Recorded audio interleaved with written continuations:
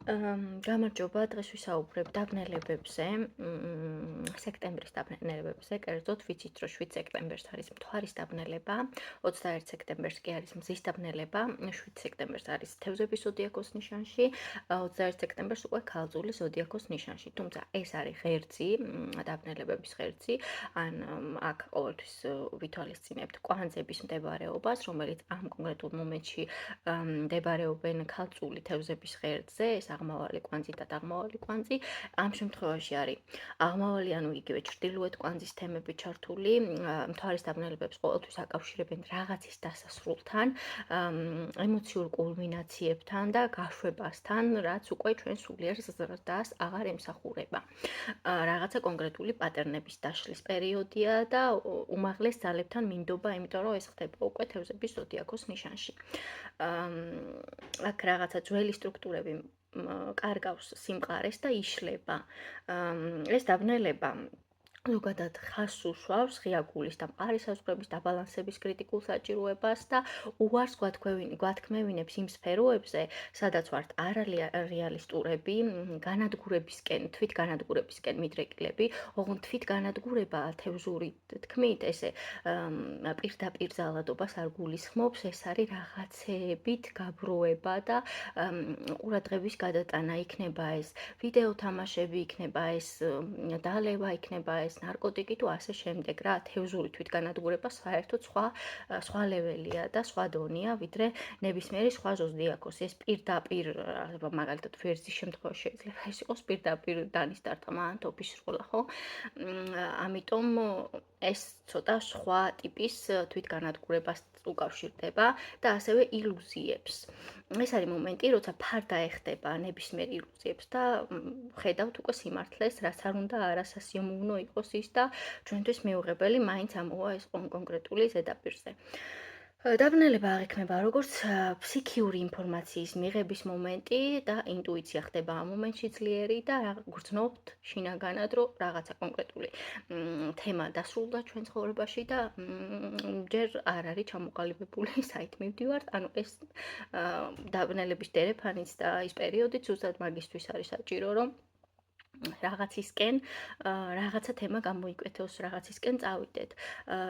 სამყაროს ჩვენზე უკეთესად აქვს ნებისმიერი პროცესი დალაგებული.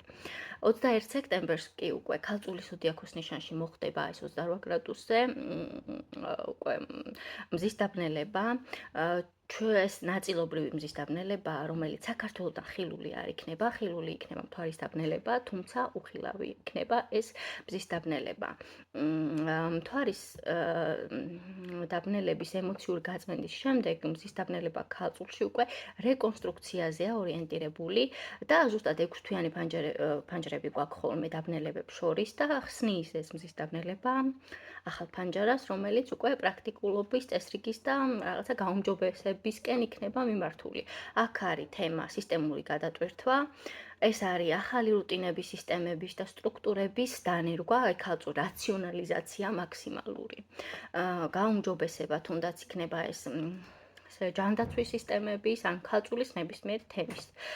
ფოკუსი გადადის ფიზიკურ და მენტალურ კეთილდღეობაზე, ასევე სამსახურეობრივ მოვალეობაზე და პრაქტიკული პრობლემების გადაჭრაზე.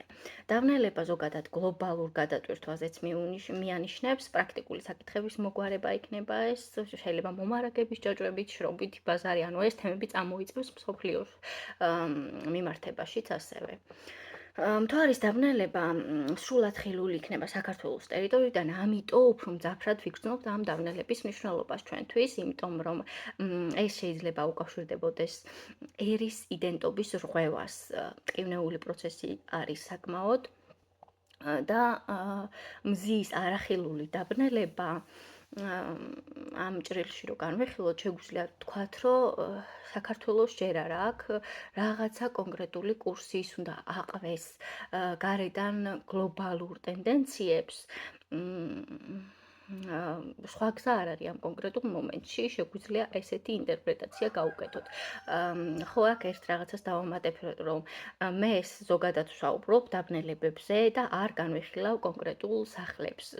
იმიტომ რომ ეს უკვე არის მუნდანური ასტროლოგიის, ვინც უშუალოდ მუშაობს ერებთან და ქვეყნებთან მიმართებით ასტროლოგიაში, ეს კიდე ცალკე არის, რომელშიც მე არ ვარ სპეციალიზებული, უბრალოდ თემა რა შეიძლება იყოს, ანუ ეს საქართველოს რუკასთან მიმართებაში ხდება მესამე მეცხრე სახლების ღერძზე. შეიძლება ეს იყოს როგორც საზღვარგარეთ ურთიერთობების თემა, ასევე მეზობლებთან ურთიერთობების თემაც და ასევე ვაჭრობის თემაც ნებისმიერი კუთხით, ხო?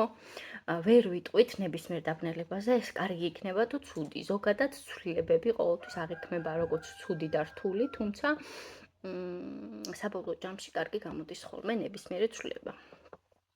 ეს სერია არის ახალი საროსის ციკლის სერია, რომელიც ზოგადად დაიწყო 1917 წელს. ეს იყო ზუსტად გლობალური ჟღვევის მომენტი, ხო? და ზუსტად შემდეგი ეს დაბნელებებიც აგრძელებდა იმ დასაწყის თემებს.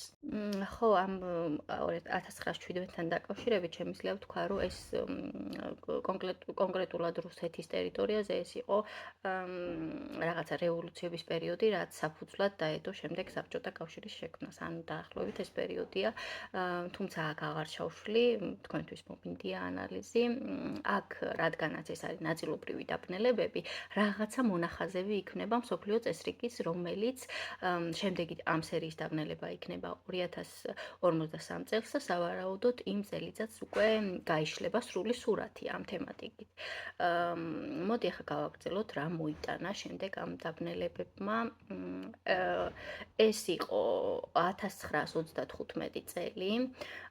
პირველი მსოფლიო ომის შემდგომი წესრიგი იშლებოდა, გერმანია ღია დარღვევდა ვერსალის ხელშეკრულებას, ხელახს იარაღდებოდა, იტალია ეთიოპიაში შეწისთვის ემზადებოდა, ნიუნბერგის კანონების პროექტი მუშავდებოდა, ზოგად პერიოდს მიმოვიხილავ, როცა ამ საროსის სერიის ჯგუფის დაბნელებები მიმდინარეობდა.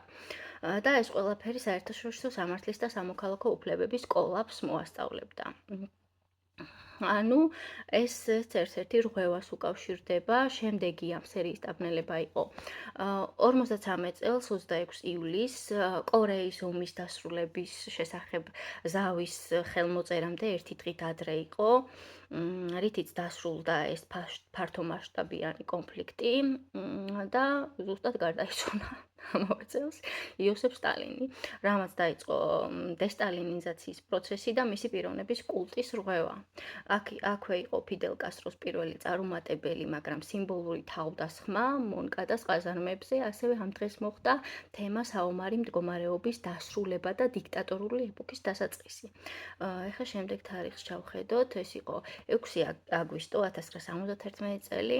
ეს დაბნელება პირდაპირ დაემთხვა ნიქსონის შოკს, როცა შუმთავ მხრივად გააუქმა დოლარის პირდაპირი კონვერტირება ოქროზე და დასრულდა ბრეტონ ვუდსის სისტემა, რომელიც მეორე მსოფლიო ომის დროს შემდეგ გლობალურ ეკონომიკას აყალიბებდა და აქ თემა იყო გლობალური მონეტარული წესრიგის დაშლა.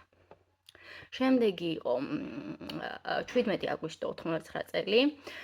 ეს რევოლუციების ეპიცენტრი იყო, ამ პერიოდში გაიმართა ბალტიის გზის პროტესტი, დაინიშნა პირველი არაკომუნისტი პრემიერ-მინისტრი პოლონეთში და გაიხსნა ავსტრია-უნგრეთის საზღვარი.